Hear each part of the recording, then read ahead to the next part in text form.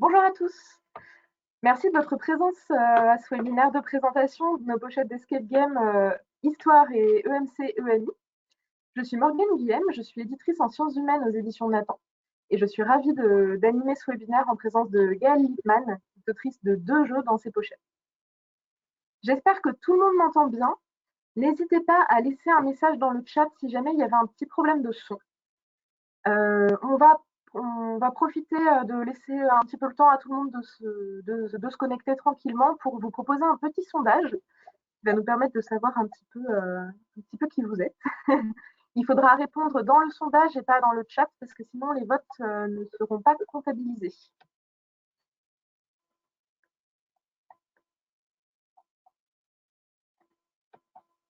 En attendant d'accueillir tout le monde, je vais vous expliquer un petit peu comment le webinaire va se dérouler. On va procéder en 2 temps. D'abord, Gaëlle et moi-même allons vous présenter les 2 pochettes pendant une vingtaine de minutes. Et ensuite, nous aurons un temps d'échange d'une vingtaine de minutes également à partir de vos questions. Ça pourra être un peu plus si jamais vous aviez beaucoup de questions. Vous pouvez nous adresser toutes vos questions dans l'onglet questions qui est dédié dans l'interface, qui est à votre disposition normalement à droite de votre écran. Et nous y répondrons en fin de webinaire. Pour les personnes qui seraient connectées en audio uniquement, sachez que la présentation de l'escape game sera déroulée à l'écran. Il est préférable, dans la mesure du possible, bien sûr, de se connecter en visio avec un ordinateur. Si ce n'est pas possible ou si vous avez des problèmes de connexion qui vous font manquer des passages, pas d'inquiétude, rassurez-vous. Vous recevrez dans les prochains jours un email avec le replay du webinaire. Donc, je vois que le sondage est en train de se remplir. Là, pour l'instant, nous avons 56% de professeurs d'histoire-géographie EMC qui sont avec nous, 39% de professeurs documentalistes et 5% de professeurs de français.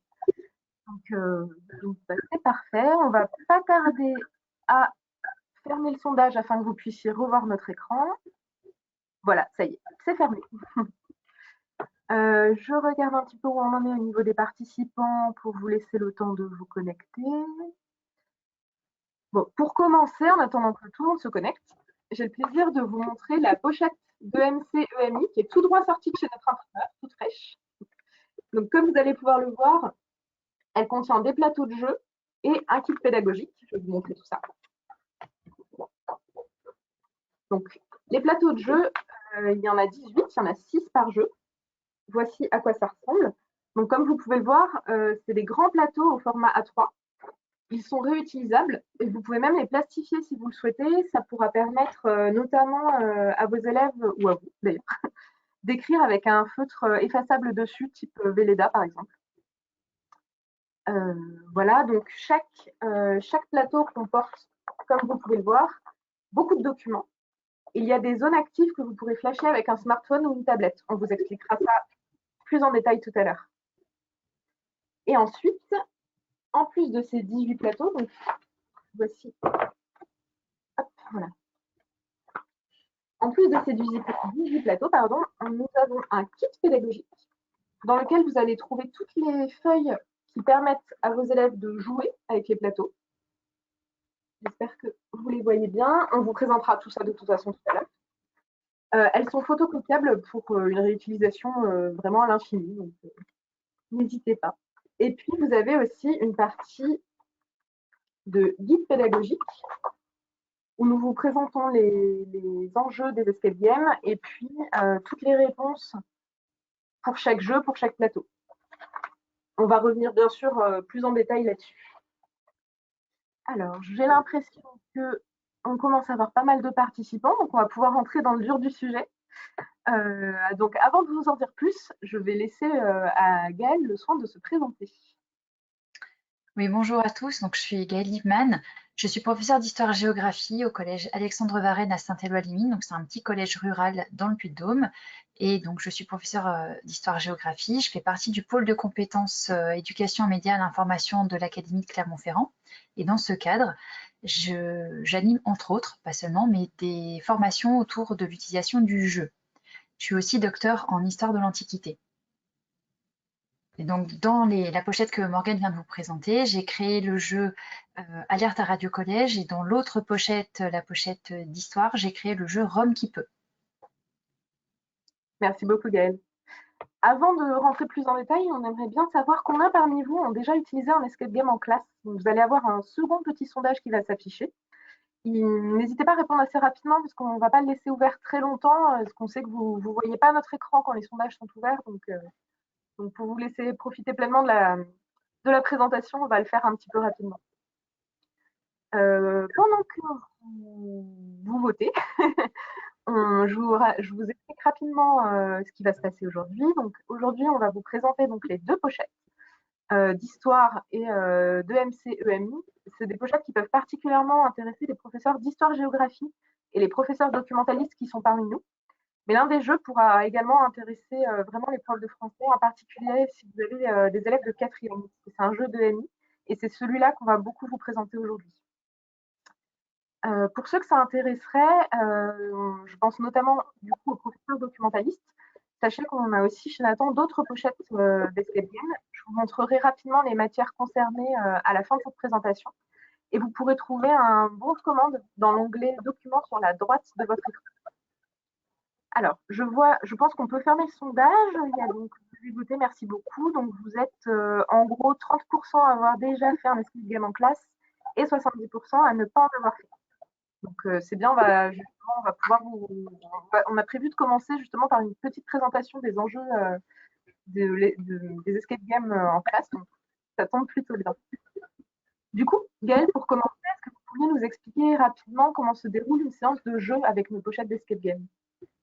Oui, alors on a vraiment essayé d'imaginer ces pochettes de jeu pour que ce soit le plus facile à utiliser pour des collègues qui n'ont absolument pas du tout l'habitude d'utiliser des escape games. Donc l'idée, c'est de fournir quelque chose qui soit vraiment clé en main. Il n'y a plus que les photocopies à faire et à suivre tout le déroulé qu'on vous propose. Donc on a un scénario qui est présenté sous la forme d'un teaser vidéo. Et ce teaser immerge vraiment les élèves dans le scénario imaginé pour chaque jeu. On a vraiment des univers assez différents sur chacun des jeux qui sont proposés, avec une mission à accomplir ou des défis à relever. Donc tous les jeux ont été conçus pour durer dans le cadre d'une séance de cours. Donc en général 35 minutes, voire 45 minutes pour des élèves qui seraient ou des classes un peu plus fragiles. Et on travaille toujours en classe entière avec 6 équipes, donc composées de 4 à 5 élèves selon l'effectif de votre classe, qui travaillent chacune sur un plateau différent et qui essayent de résoudre des énigmes pour arriver au but final. Donc les consignes sont données sur une feuille de route et on a des énigmes vraiment différentes, soit de la fouille, de la manipulation, des exercices de logique ou alors du déchiffrage. À chaque fois, les inscriptions sont limitées puisqu'on est dans un escape game et on n'est pas dans la consigne scolaire, donc on est vraiment dans une forme différente. On fait appel à l'intuition, à l'essai-erreur. Et ces énigmes permettent d'obtenir des codes ou des mots de passe pour arriver à l'énigme finale qu'il faut résoudre sur chacun des différents jeux. On a prévu à peu près une dizaine de minutes à la fin de chaque séance pour résoudre le jeu et mettre à plat tous les apprentissages. L'idée, c'est surtout qu'à la séance suivante, vous repreniez les différents jeux, les différentes étapes qui ont été proposées dans une séance de débriefing et on vous propose une fiche récap pour mettre à plat tous les apprentissages, poser le doigt sur toutes les connaissances qui ont été évoquées dans les différents jeux. Et vous verrez que ça représente sur chaque jeu une quantité assez importante de connaissances et de compétences. On a plutôt imaginé ces jeux comme activité de découverte pour une notion, pour une séance ou une séquence, mais rien n'empêche de les utiliser en fin de séquence pour réviser ou alors en troisième pour réactiver les différentes notions dans une logique curriculaire, par exemple, notamment dans les programmes d'EMC. Tout à fait. Merci beaucoup, Gaëlle. Merci pour ce premier panorama surtout. Et maintenant, on va vous présenter bien sûr tout ça en détail durant notre webinaire, mais avant de vous montrer le premier, Gaëlle, est-ce que vous pourriez nous indiquer nous expliquer un petit peu quel est l'intérêt pédagogique d'utiliser ces escape games en classe, justement? Donc il y a vraiment un intérêt pédagogique à utiliser des escape games. Ce ne sont pas des activités qui sont déconnectées du cours, ce sont des activités qui sont liées au cours, qui sont liées à la séquence sur laquelle vous voulez travailler et qu'il faut intégrer à vos objectifs pédagogiques. Ça n'a pas d'intérêt d'utiliser ces escape games en dehors de vos objectifs pédagogiques. On n'est pas en classe pour faire du divertissement, on est là pour faire passer des connaissances, des compétences aux élèves. Donc l'utilisation d'un escape game, c'est juste une modalité différente pour faire travailler les élèves. Cet outil permet aussi de travailler vraiment des compétences de savoir-être, des compétences sociales pour les élèves, puisqu'ils sont amenés à travailler en groupe, par équipe de 4 à 5 élèves, puisqu'on joue en classe entière, hein, on fait pour que ce soit le plus simple possible avec toute une classe. On touche également à leurs émotions, à la fois quand ils sont joyeux parce qu'ils ont réussi, à la fois quand ils sont frustrés parce que ça ne marche pas. Et donc, on travaille différentes compétences également du socle commun de connaissances, de compétences et de culture, qui est l'objectif que doivent atteindre tous les élèves à la fin du cycle 4. Ce jeu permet de faire appel aussi à toutes les intelligences, puisque tous les élèves, quel que soit leur niveau, leur capacité, peuvent s'intégrer dans les différentes énigmes qu'on a proposées. On a vraiment justement des énigmes très différentes pour permettre à tout le monde de trouver leur place dans les tâches à effectuer, quel que soit leur niveau scolaire. Et cet outil, ça permet aussi pour l'enseignant de se placer dans une position un peu différente de celle qu'on a à l'habitude. On est simplement le maître du jeu. C'est notre rôle de lancer le jeu, mais après, ce sont les élèves qui sont maîtres de la façon dont ils vont mener le jeu. Notre rôle n'est plus que d'être un accompagnateur. Et du coup, on ne va pas tout maîtriser. Il y a un certain lâcher-prise pour voir comment les élèves vont s'organiser pour être le plus efficace possible pour accomplir la mission qui leur est confiée. Merci beaucoup, Gaëlle. Maintenant, on va pouvoir rentrer dans le vif du sujet et on va vous présenter le premier jeu de cette pochette, Alerte à Radio Collège. Comme je vous le disais tout à l'heure, c'est un jeu de EMI et qui a donc été concocté par Gaëlle. Pour vous mettre en appétit, je vais vous montrer le teaser qui introduit le jeu. Donc l'idée de ce teaser, c'est que vous allez pouvoir le diffuser en classe à vos élèves juste avant de lancer la séance. Comme toutes les semaines, la conférence de rédaction de la web radio Radio Collège se réunit au CDI. En voulant mettre en ligne les sujets du jour, Lola réalise qu'un fichier inconnu est en train de charger sur le site. Si vous ne faites rien, il va être mis en ligne. Et le nom du fichier deepfake élève asso sportive rumeur.mp3 ne laisse aucun doute sur sa nature. Quelqu'un essaie de diffuser une fausse information sur la web radio du collège. Vous ne savez pas quel en est le contenu, mais une chose est sûre, elle risque d'avoir de graves conséquences pour les élèves de l'association sportive du collège. Vous essayez d'arrêter le téléchargement, mais impossible. Le fichier est protégé par un mot de passe. Heureusement, le fichier est lourd et les ordinateurs du CDI un peu lents. Mais il ne faut pas tarder. Vous devez trouver le mot de passe qui empêchera le téléchargement de cette fausse nouvelle. Vous avez à votre disposition les ressources du CDI et de votre sac à dos pour empêcher cette catastrophe. Dépêchez-vous, il ne reste que 45 minutes avant la fin du téléchargement.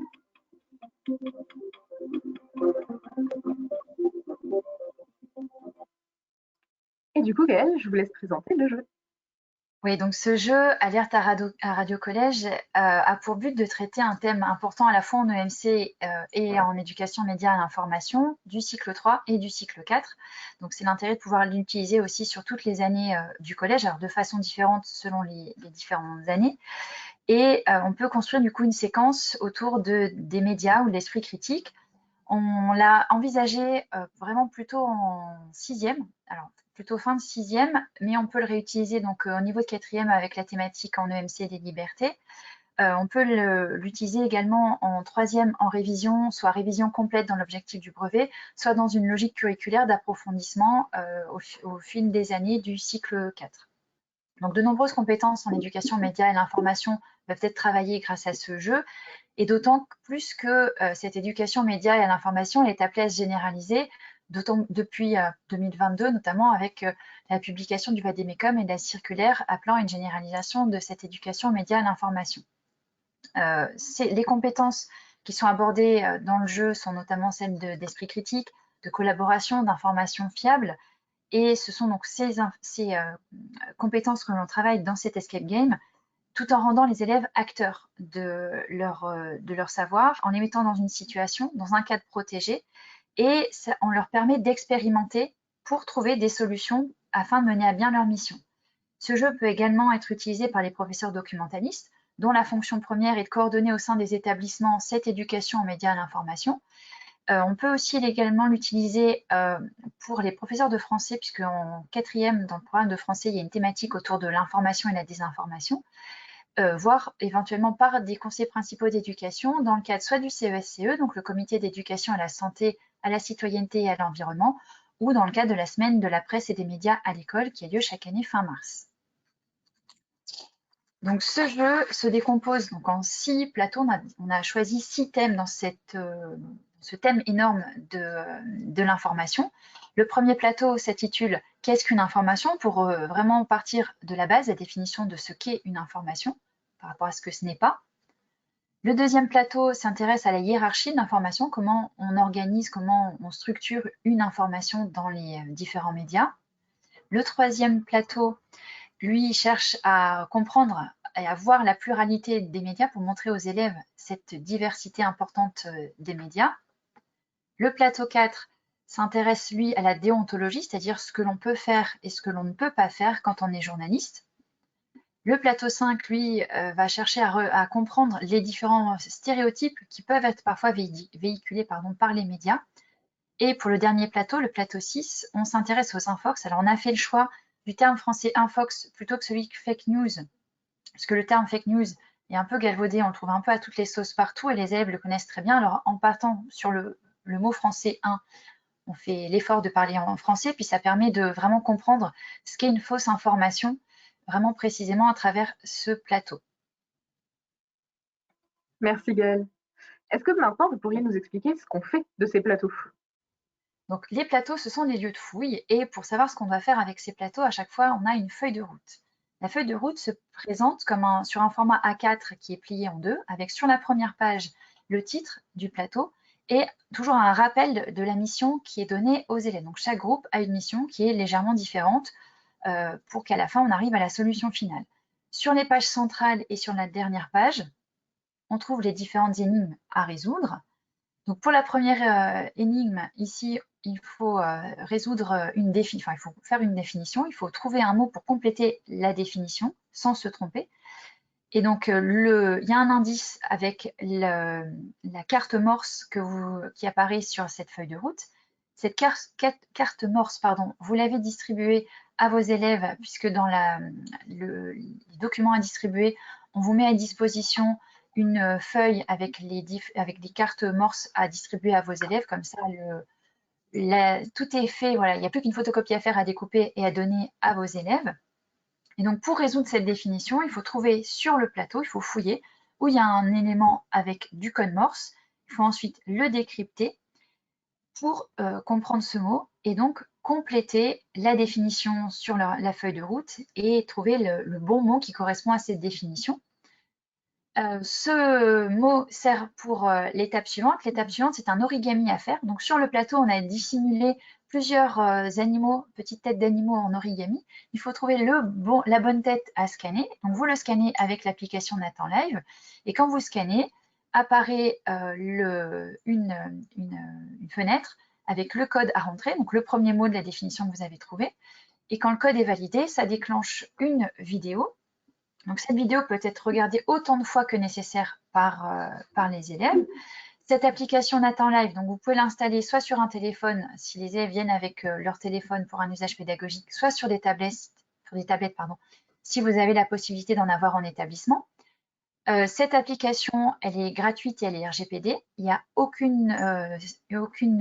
nom, aucune connexion à avoir sur cette application.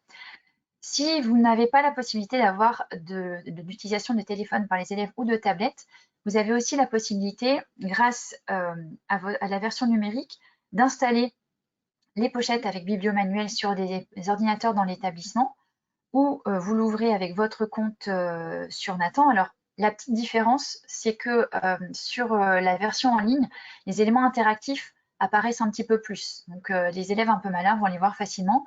Mais comme il y a toujours le code à rentrer, même s'ils ont trouvé que c'était ces éléments-là à scanner, c'est pas grave, il faut toujours qu'ils résolvent les énigmes pour pouvoir passer à l'étape suivante.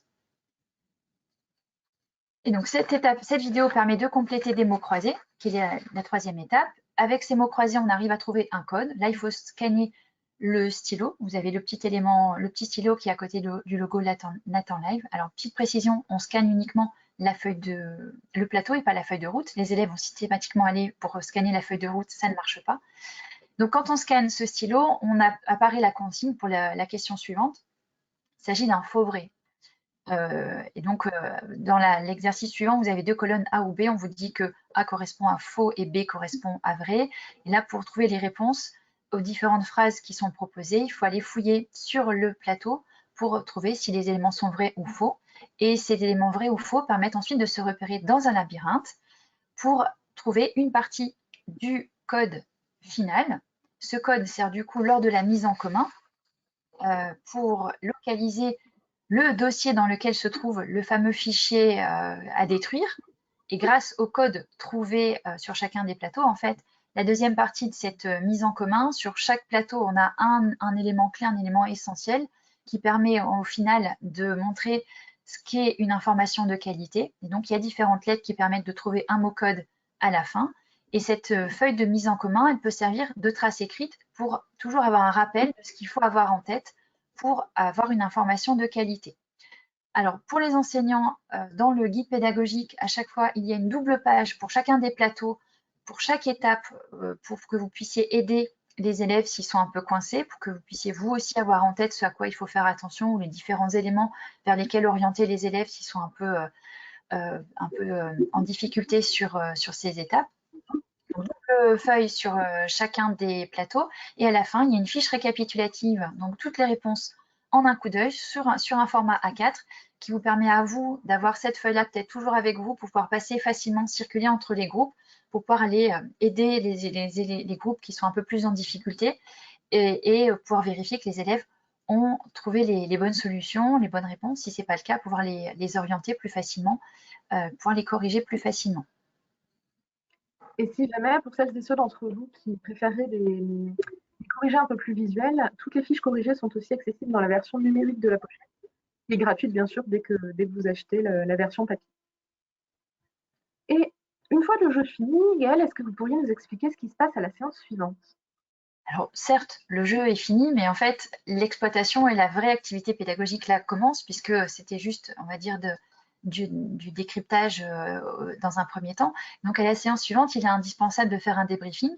Alors souvent, ce débriefing, il a commencé soit à la fin de la séance, si vous avez eu un petit peu de temps, si vos élèves ont été rapides, soit de toute façon, les élèves, ils ont un trop plein d'émotions qu'il faut qu'ils sortent en général à la fin de cette séance-là.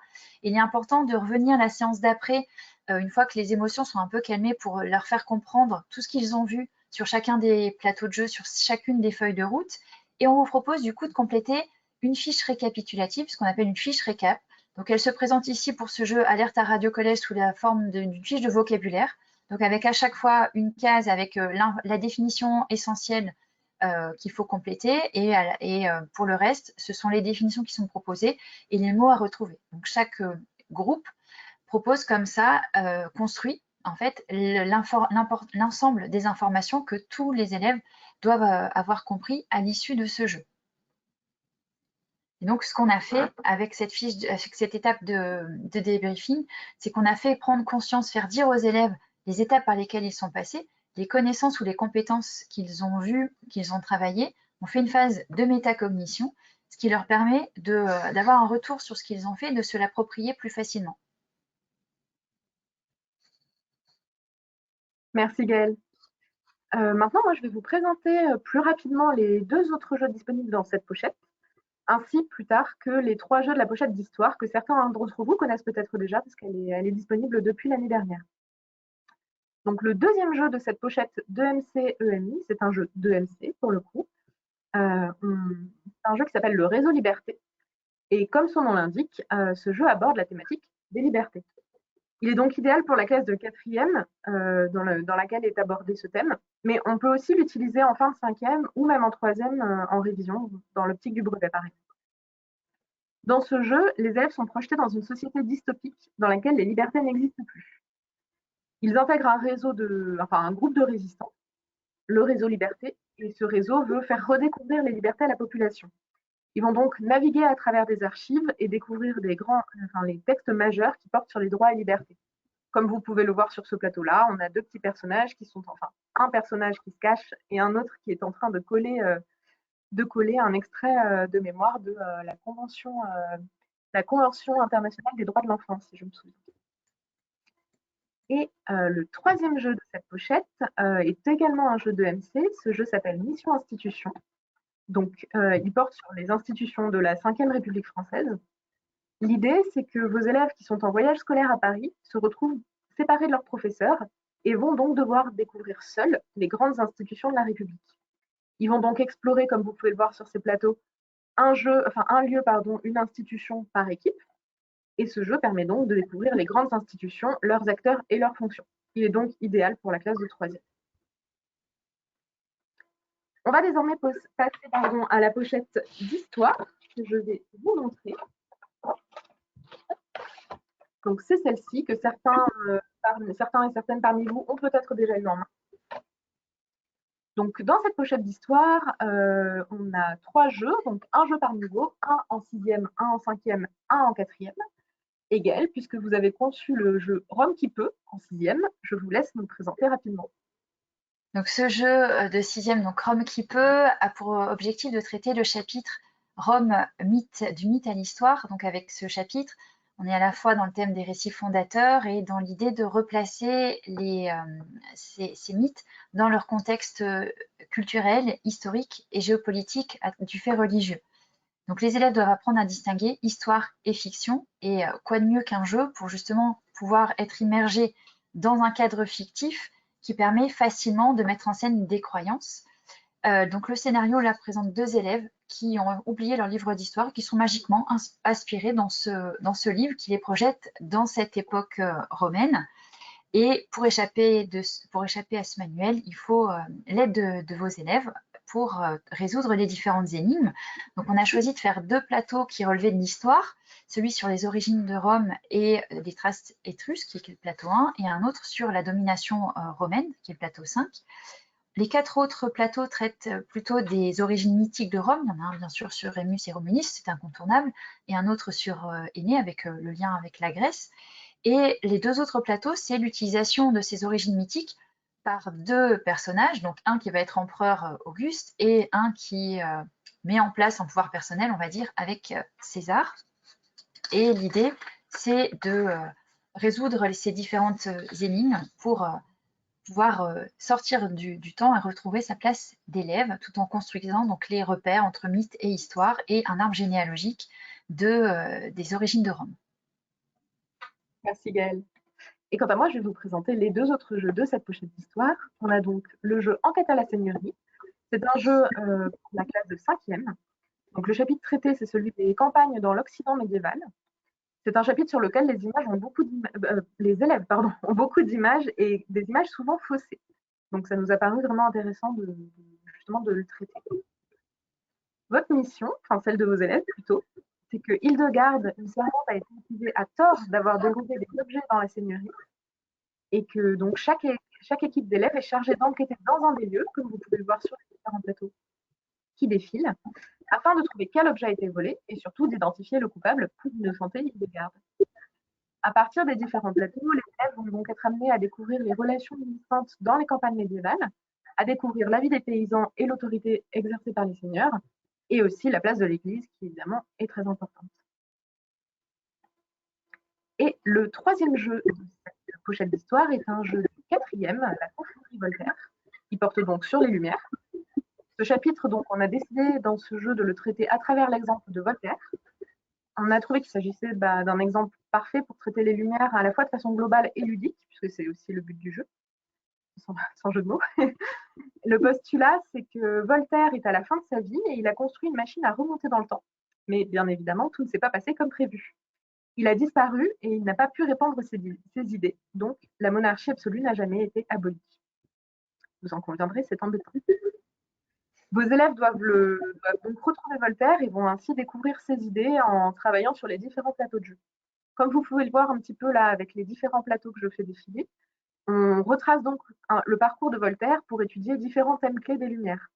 On a la censure, la monarchie parlementaire, la relation des Lumières avec les sciences, avec les débats, l'encyclopédie, pour laquelle Voltaire a rédigé plusieurs articles, et enfin, bien sûr, l'importance des salons.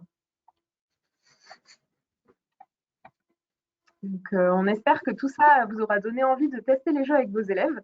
Avant de conclure cette présentation et de répondre à vos questions, Un petit mot pour vous indiquer que tous les jeux ont été testés dans de nombreuses classes avec des professeurs d'histoire-géographie et pour le jeu d'EMI, donc Alerte à Radio Collège, avec des professeurs documentalistes. J'en profite vraiment pour les remercier encore chaleureusement parce que leurs retours nous ont été très précieux, très utiles et ça nous a permis vraiment d'améliorer les jeux tout au long de leur conception. Et Gaëlle, donc vous avez testé le jeu avec vos élèves, avec des élèves d'ailleurs, pas que les vôtres. Avec beaucoup d'élèves. Ouais, je crois qu'à peu près tous les élèves de mon établissement au fil des 2 années sont à peu près passés sur au moins un des jeux, voire pour certains ont fait les 6 jeux.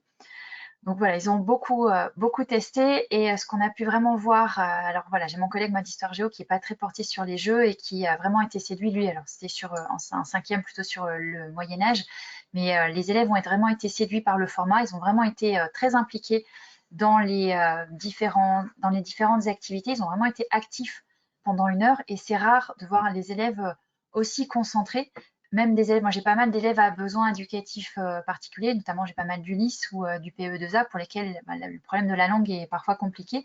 Donc ces jeux ont vraiment eu un succès important auprès de tous les publics.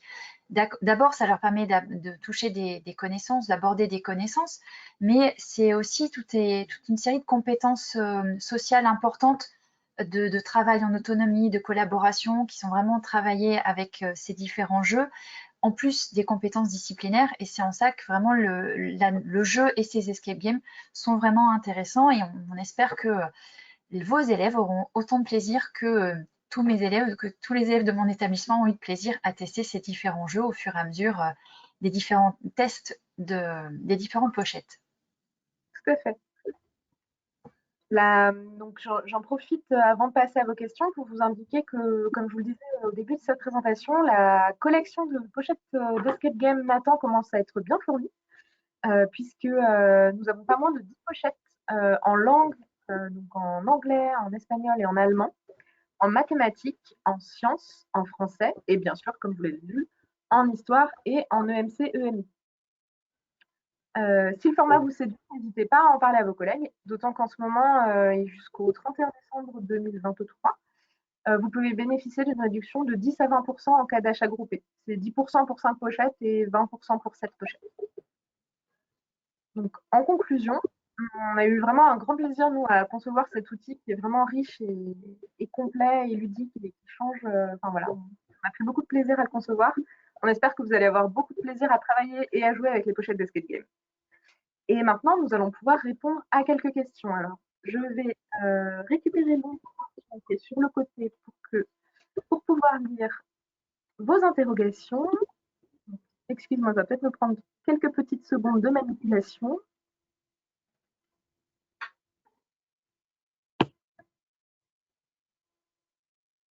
N'hésitez pas, on a un petit peu de temps, donc vous pouvez poser toutes les questions que vous souhaitez dans l'onglet questions qui est à la droite de votre, de votre, de votre onglet. Hop, attendez, il faut que j'arrive à le mettre un petit peu plus grand parce que là, je ne vois pas tout. Alors, on nous demande si les plateaux sont utilisables par plusieurs classes. Oui, tout à fait. Les plateaux sont utilisables par plusieurs classes parce que ils sont faits pour ça déjà. Ils sont faits pour être réutilisés. Ils sont déjà assez solides dans leur conception. Et puis surtout, comme je vous le disais plus tôt, vous pouvez les plastifier. Donc l'idée, c'est de pouvoir les réutiliser autant que vous le souhaitez. On nous demande aussi comment se procurer ces jeux. Donc vous pouvez les acheter sur le site Nathan ou via le bon de commande qui est disponible dans l'onglet documents à droite également de votre interface. Alors, on nous demande pardon, je crois qu'il y a des réponses apportées, je crois, dans le chat. Donc, quelqu'un nous a demandé, bonjour, est-ce qu'à la fin du webinaire, nous aurons accès aux ressources présentées? Effectivement, c'est ce que vous voyez là en ce moment à l'écran. Avec les différents liens, vous allez pouvoir voir une démo de la pochette d'histoire, le site compagnon aussi, et puis sur la chaîne YouTube Nathan Collège, vous allez pouvoir accéder, à des vidéos de présentation. Tous ces liens sont disponibles dans l'onglet, je ne sais plus si je l'ai dit, mais voilà, vous n'avez pas besoin de les retaper, ils sont disponibles dans l'onglet documents. Ensuite, on nous demande quelle est la durée de réalisation d'un escape game? 1 heure, oui, pardon, on l'a peut-être pas précisé, effectivement. Les escape games sont faits pour être traités en 1 heure. Gaëlle, vous qui êtes au cœur du sujet, puisque vous êtes enseignante, je vous laisse nous expliquer un petit peu comment se déroule une séance. Donc, on commence par le visionnage du teaser. Donc, si vous voulez gagner un peu de temps, vous pouvez le mettre à la séance d'avant, mais moi, je préfère garder un peu le suspense. On commence par le teaser. Les élèves sont organisés en 6 équipes, qui correspondent aux 6 plateaux, en fait. Ils ont normalement 35 minutes pour faire les différentes énigmes, et à la fin, vous gardez 10 minutes pour faire la résolution finale. Si vous voyez que vos classes sont un peu fragiles, vous pouvez aller jusqu'à 45 minutes et peut-être faire la résolution à la séance d'après et vous dire que vous prenez 10 minutes sur la séance d'après. Je veux dire que ça, c'est que le début. Après, l'important, c'est aussi le débriefing. Moi, à chaque fois, je demande à que chaque groupe prépare une présentation de ce qu'ils ont fait, qui a un porte-parole, qui explique les différentes étapes par lesquelles ils sont passés, différentes notions qu'ils ont pu trouver. Et on construit tous ensemble une trace écrite finale. Et donc, en gros, il y a 1 heure pour le jeu et 2 à 3 heures pour l'exploitation pédagogique. Par exemple, pour le jeu Rome qui peut, j'ai 1 heure de jeu et 3 heures d'exploitation et de cours qui est tiré du jeu et qui me fait le chapitre en entier. Pour le jeu Alerte à Radio Collège, c'est à peu près la même chose. Alors moi, je l'ai plus exploité cette année avec des 3e avec la fiche récap. Ce qui fait que ça m'a fait 1 heure de jeu et 2 heures de débriefing réexploitation avec les 3e. Les 6e, ça avait été plus 1 heure de jeu, 1 heure on débrief et on arrive à la résolution finale et on comprend bien ce qu'est une information. Je n'ai pas utilisé avec les 6e la fiche récapitulative parce que je trouvais que il y avait déjà trop de vocabulaire pour des 6e, alors que pour les 3e, c'était plus adapté. L'idée, c'est que vous puissiez aussi, juste selon vos classes, utiliser ou pas les fiches pédagogiques et les fiches récapitulatives et pour vous adapter au mieux aux besoins de vos élèves. Tout à fait. L'idée, c'est que vous ayez vraiment la liberté de vous approprier ces jeux-là et de les traiter comme vous le souhaitez en fonction de votre classe. D'ailleurs, on peut en profiter pour rebondir sur le rôle du maître de jeu. En fonction des classes, Gaëlle, vous m'arrêtez si je dis une ânerie, mais vous allez être amené à intervenir plus ou moins selon les difficultés des élèves. Alors, le maître du jeu, il est là pour aider les élèves quand ils sont en difficulté sur quelque chose.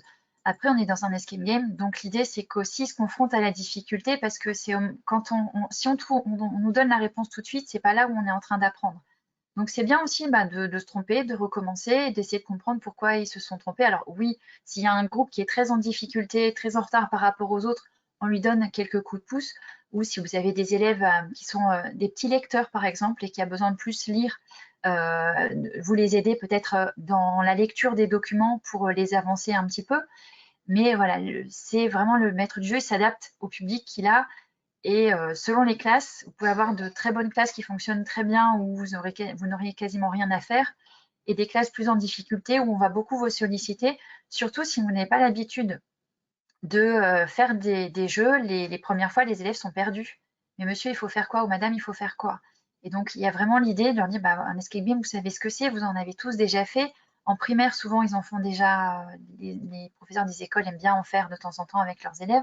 Donc, ils connaissent, ils savent ce que c'est. Et donc, à partir du moment où ils comprennent le jeu, ils se laissent porter par le fait de ne pas avoir de consignes et de devoir chercher. Mais il y a le côté recherche, en fait, qui est important aussi dans la construction des connaissances et des compétences et dans le travail d'autonomie.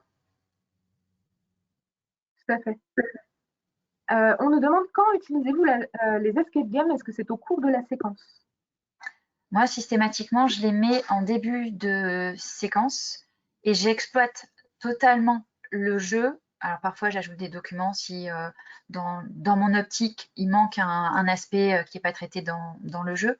Mais sur le chapitre sur les lumières, avec mes 4e cette année, qui sont des 4e j'ai une classe très très faible, avec des élèves à besoins éducatifs particuliers, pas mal d'aménagements pédagogiques.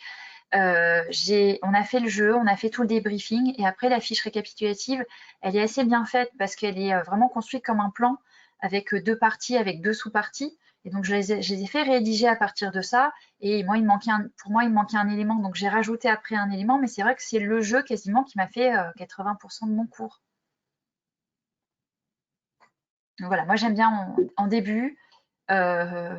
Si j'avais le temps en troisième, j'aimerais bien le faire en révision, mais je ne pense pas avoir le temps cette année de faire des révisions sous forme de jeu avec les troisièmes.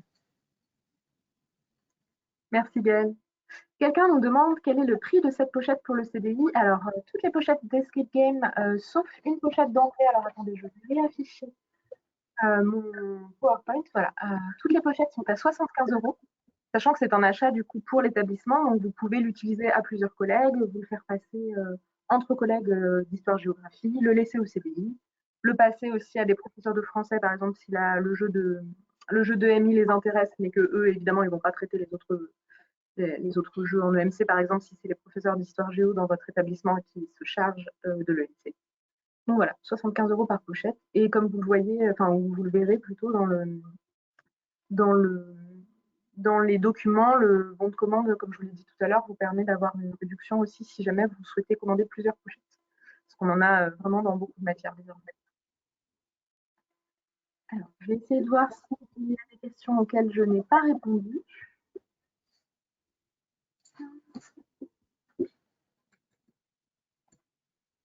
Alors, on nous demande comment installer l'appli au CDI. Alors, en fait, Mac en Live, l'application Mac en Live, elle est uniquement sur tablette ou smartphone.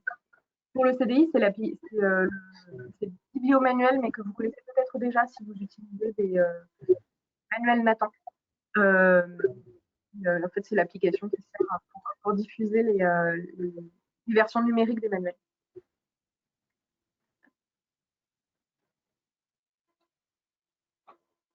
Ensuite, on va voir s'il reste des questions auxquelles on n'a pas répondu. Alors, quelqu'un nous demande bonjour, je suis intéressée pour travailler sur la pochette de français avec ma collègue. Pouvez-vous nous en dire plus sur son contenu, s'il vous plaît? Alors, je vais faire intervenir mes collègues j'ai deux collègues qui ont édité la pochette de français qui sont disponibles avec nous aujourd'hui. Donc, Claire et Aude, vous allez pouvoir nous rejoindre. Les trois thèmes et puis c'est tout. Voilà. Oui, bonjour. Donc nous avons fait une pochette de français cette année qui ressemble beaucoup en réalité, enfin, en tout cas dans son fonctionnement, qui ressemble beaucoup à celles qui vous ont été présentées. Donc, mais je pense que c'est sur le contenu que vous voulez en savoir plus. Donc, on a fait 3 jeux, un jeu 6e, un jeu 5e et un jeu 4e. Le jeu 6e est sur les enfers, donc sur la mythologie. Le jeu 5e sur les mondes de Jules Verne, c'est-à-dire que chaque plateau, c'est toujours 6 plateaux, exactement comme ce qui vous a été présenté aujourd'hui. Chaque plateau correspond à un roman de Jules Verne sur lequel il faut enquêter. Et le jeu de 4e correspond à l'objet d'étude Dire l'amour, essentiellement. Et chaque plateau correspond à une histoire d'amour un peu mythique, de Tristan à Iseut jusqu'à la Dame Camélia. Donc, on a 6 histoires d'amour, en passant par Roméo et Juliette. Enfin, voilà. Donc, 6 histoires d'amour. Et donc, chaque groupe s'intéresse à une de ces histoires d'amour. Donc, voilà comment ça fonctionne. On fait partie de la collection. C'est exactement le même fonctionnement que celui que le jeu de MC ou que le jeu d'histoire. C'est-à-dire que la classe est divisée en 6 groupes et de la même manière, il y a une récapitulation à la fin, on récapitule ensemble et on peut travailler à partir aussi des plateaux. Alors là, la petite, peut-être l'élément qu'on peut ajouter, mais qui pourrait être ajouté aussi en histoire ou en EMC, c'est qu'effectivement, on peut l'utiliser pour un lancement de séquence. On peut l'utiliser aussi pour fonder un petit peu une progression, pourquoi pas, à partir des différents plateaux, avec des retours après sur quelques heures. Et on peut l'utiliser aussi en fin de séquence pour récapituler, pour reprendre. Voilà, j'espère avoir répondu à la question. Merci beaucoup, Claire. Alors, j'essaie de voir s'il reste des questions. Ah, alors, on nous demande si les jeux sont adaptés au programme belge. Je dois avouer que je ne suis pas spécialiste des programmes belges. Aucune idée. Je ne connais pas. Le programme français à peu près, mais les programmes belges, je ne les connais pas. C'est ça. Par contre, je peux juste dire que le jeu d'EMI est quand même, je dirais, assez universel, hein, parce que c'est vraiment une réflexion citoyenne, en fait, sur la question de l'information, de la culture des médias, de faire attention à ce qu'on vérifie quand on reçoit une information, à ce qu'on trouve sur les réseaux sociaux, dans différents médias, etc. Donc, celui-ci me paraît assez universel. Après, pour le reste, je ne suis pas spécialiste. Et j'essaie de passer, mais j'ai l'impression qu'on a passé en revue les différentes questions. Quelqu'un ne dit pas de questions, mais bravo, ça donne très envie de se lancer. Merci beaucoup. On espère que vous sauterez le pas et que ça vous plaira et que ça plaira également à vos élèves. J'ai l'impression que l'on a répondu à tout. Si ce n'est pas le cas, on pourra faire une petite FAQ de toute façon dans le mail avec le replay, mais là, je ne vois pas d'autres questions. Je peux vous laisser encore 2-3 minutes si vous voulez vous raviser et nous poser une question dans le chat. Surtout, n'hésitez pas, on est là pour ça. Voilà, on espère en tout cas que cette présentation vous aura donné envie. Et puis, voilà, ce qu'on peut vous dire, c'est que nous, on a été vraiment intéressés et assez bluffés parfois de voir les réactions des élèves, parfois des élèves très timides ou vraiment pas du tout scolaires, qui se révélaient un petit peu pendant les jeux. Donc, on est content de ce résultat-là. Ah, alors attendez, je vois qu'il y a une autre question qui est arrivée. Pouvez-vous nous rappeler comment installer l'escape game? Merci. Alors, l'escape game, vous avez deux façons de l'utiliser. Soit, je dirais, entre gros guillemets, tout papier avec Nathan Live, c'est-à-dire que vous achetez la pochette de jeu. Et puis, vos élèves, si vous leur autorisez une utilisation pédagogique du smartphone exceptionnellement, installent l'application Nathan Live et puis ils ont juste en fait à flasher un peu comme on le ferait avec un QR code les zones flashables des plateaux et peuvent directement faire des exercices dans l'application. Ou alors avec des tablettes, si votre établissement dispose de tablettes connectées. Et par contre, si vous n'avez pas la possibilité d'utiliser les smartphones ou les tablettes, si vous n'avez pas de Wi-Fi ou qu'il n'y a pas de 4G, que vous ne pouvez pas faire un partage de connexion, vous pouvez utiliser la version numérique de la pochette. Elle est téléchargeable gratuitement en fait une fois que vous avez acheté la version papier de la pochette. Vous allez pouvoir la télécharger en passant par le site Nathan. Moi, je vais juste ajouter quelque chose. Je pense que c'est aussi le côté concrètement dans la salle, comment ça se passe en fait. Donc dans la salle, soit si vous travaillez déjà en îlot, vous gardez des îlots, vous en avez 6 dans la salle et puis les élèves s'installent autour. Si vous n'avez pas cette installation en îlot, vous groupez des tables pour que les élèves puissent être confortablement autour de ce plateau, que chacun puisse regarder le plateau et travailler dessus. Et donc tous les jeux, normalement on commence avec le plateau. Alors je vous présente mon fils qui est venu me voir. Pas bien, j'ai fini le DVD. Oui, c'est bien. Donc, est-ce que je peux regarder un autre? Va lire un petit peu. Donc vous installez les plateaux de jeu et vous distribuez les feuilles de route, soit une feuille de route par groupe, soit une feuille de route par élève. Une fois que le teaser est lancé, il y a un jeu qui fonctionne différemment, c'est le jeu sur les institutions où en fait les élèves commencent avec la feuille de route qui se présente sous la forme d'un plan de métro de Paris. Et une fois qu'ils ont trouvé où ils doivent aller, là à ce moment-là, vous leur distribuez le plateau de jeu. C'est le seul jeu qui est un peu différent. Et effectivement, il faut avoir, si possible, un smartphone ou tablette. Sinon, vous mettez en salle informatique. Et pareil, vous les mettez en groupe de 6 pour pouvoir scanner les choses et rentrer les codes et pouvoir avoir accès aux vidéos ou aux consignes. Et alors parfois, c'est bien aussi d'avoir un brouillon quand les élèves ont besoin d'écrire. Et juste pour le jeu de MC, EMI, on a besoin de petites feuilles carrées parce qu'il faut faire de l'origami. Donc il faut des petites feuilles carrées. Mais voilà, vous découpez des petites feuilles blanches, ça va très bien. Tout à fait. Et quelqu'un nous dit oui, nous allons commander les pochettes d'histoire et de MC cette année. Parfait, c'est que ça vous a donné envie, donc on est ravis. On espère que ça vous plaira tout autant quand vous allez pouvoir les tester. Écoutez, j'ai l'impression qu'on n'a plus de questions, il me semble. Encore une fois, si jamais par inadvertance on en avait loupé, on pourra y répondre dans la FAQ. Je vous remercie beaucoup de votre attention. Morgane, vraiment, parce que elle a fait un énorme travail pour nous coordonner. Alors, on était 3 hein, sur chacune des pochettes. J'ai pas tout fait, mais là, je me fais le porte-parole de tous les auteurs parce qu'elle a vraiment, elle a su nous accompagner au fur et à mesure de la construction des pochettes et des différents jeux.